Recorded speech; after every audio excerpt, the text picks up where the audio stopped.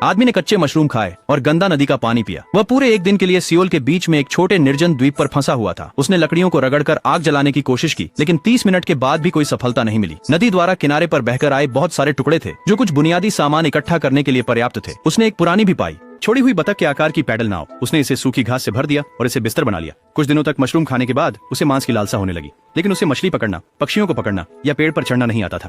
एक दिन जब वह नदी के पास अपने बाल धो रहा था, कुछ मछलियां अचानक उसके शैम्पू से झरीली होकर ऊपर आ गईं। उस रात उसने आखिरकार ग्रिल्ड मछली खाई, हालांकि उसमें थोड़ा डिटर्जेंट का स्वाद था। बाद में उस रात एक पक्षी बची हुई मछली की हड्डियां चुराने आया। अगली सुबह उसने पक्षी को मरा हुआ पाया, वह भी झरीला हो गया था। अब मेन्यू में परफेक्ट रोस्टेड पक्षी था। दिन ब दिन जीवन आकार लेने लगा। उसने यहाँ तक कि पाइन कोन्स के साथ गोल्फ खेलना शुरू कर दिया। उस दिन उसे एक खाली जाजांगम्योन का रैपर मिला। पैकेजिंग को देखते ही उसके मुंह में पानी आ गया। एक दोपहर जब वह झपकी ले रहा था तो पक्षियों की बीट उसकी बतख नाव पर गिरती रही। उसके मन में एक विचार आया, अगर पक्षी बीज खाते हैं तो उनकी बीट में अधपचे बीज हो सकते हैं। इसलिए उसने पक्षियों की बीट इकट्ठा करना शुरू कर दिया। एक ढेर इकट्ठा करने के बाद उसने द्वीप के केंद्र में कीड़ों वाली मिट्टी का एक टुकड़ा पाया और खेती शुरू कर दी। उसने उस पर खाद के रूप में अपना खुद का कचरा डाला। अपने पुराने सूट का उपयोग करके उसने पक्षियों को दूर रखने के लिए एक बिजूका बनाया। 3 महीने बीत गए। वह एक जंगल विशेषज्ञ बन गया था। वह सटीकता के साथ मछली पकड़ सकता था, आसानी से पेड़ों पर चढ़ सकता था और पक्षियों के अंडे पेशेवर की तरह इकट्ठा कर सकता था। उसने एक मिली हुई स्पैचुला से अंडे तले, एक डिब्बे में डीली पत्तियों से चाय बनाई और यहाँ तक कि अपने पसीने को एक परफ्यूम की बोतल में इकट्ठा किया। अपने भोजन में अतिरिक्त स्वाद के लिए कुछ बूंदे मिलाई। उसकी फसलें आखिरकार अंकुरित होने लगी थीं। हर दिन वह किनारे पर खोजबीन करता, उम्मीद करता कि कोई पुल से कुछ उपयोगी फेंक देगा। फिर एक दिन उसे एक तैरती हुई बोतल मिली। अंदर एक शब्द था, हेलो।